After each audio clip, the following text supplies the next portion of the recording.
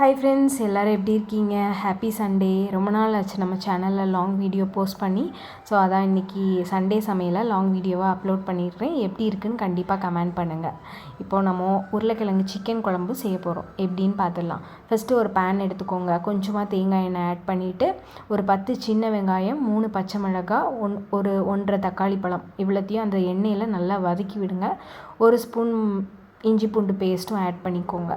இப்போது இதெல்லாமே நல்லா வதங்கணும். வதங்கி வர்ற டைமில் 2 ஸ்பூன் மிளகாய் தூள், 1 ஸ்பூன் தனியாத்தூள், 1 ஸ்பூன் மஞ்சள் தூள், அரை ஸ்பூன் காஷ்மீரி சில்லி பவுடர், அப்புறம் 1 ஸ்பூன் கரம் மசாலா, அப்படி இல்லைன்னா 1 ஸ்பூன் நீங்கள் சக்தி சிக்கன் மசாலா ஆட் பண்ணிக்கோங்க. இப்போது தேவைக்கு மஞ்சளும் நம்ம ஆட் பண்ணிக்கணும். இவ்வளோத்தையும் நல்லா மிக்ஸ் பண்ணிவிட்டு கொஞ்சம் அந்த எண்ணெயிலேயே அந்த பொடி வகைகள்லாம் நல்லா வறண்டு வரணும். வெங்காயம்லாம் இருந்த இடமே தெரியாமல் அதை நல்லா வதக்கணும். அப்போ தான் அந்த குழம்புக்கு நல்ல டேஸ்ட்டு கொடுக்கும். தேங்காய் எண்ணெய் ஃப்ளேவரும் இந்த மசாலாவும் அப்படி சேர்ந்து வரணும். ஸோ இப்போது நம்ம என்ன பண்ண போகிறோன்னா உருளைக்கிழங்கு போட்டு சிக்கன் குழம்பு செய்ய போகிறோம். அதனால் நான் மீடியம் சைஸ் உருளைக்கிழங்குல 2 உருளைக்கிழங்கு எடுத்துருக்கிறேன்.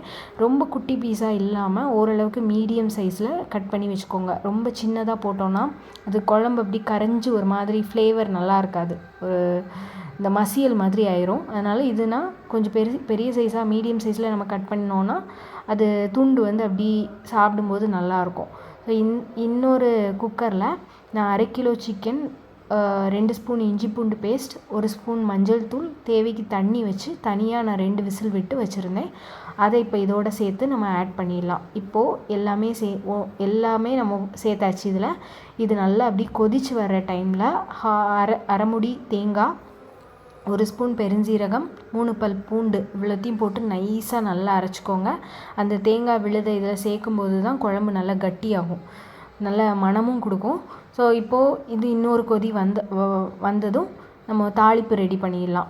1 ஸ்பூன் தேங்காய் எண்ணெயில் கொஞ்சமாக கடுகு, காஞ்ச மிளகாய், கருவேப்பிலை, மல்லி இலை இவ்வளோத்தையும் நல்லா தாளித்து அந்த குழம்புல தட்டிட்டோன்னா சூப்பராக நம்மளோட உருளைக்கிழங்கு சிக்கன் குழம்பு ரெடி ஆயிரும். ஸோ நீங்களும் எல்லோரும் ட்ரை பண்ணி பாருங்கள். ரொம்ப நல்லாயிருக்கும் இந்த குழம்பு. எனக்கு அப்படி சூடு சாதத்தில் அப்படி சாப்பிடும்போது அந்த உருளைக்கிழங்கு சிக்கன்லாம் இடையில வச்சு சாப்பிட்டு பாருங்கள், அவ்வளோ டேஸ்ட்டாக இருக்கும். இதுக்கு நான் ரசமும் வச்சுருந்தேன்.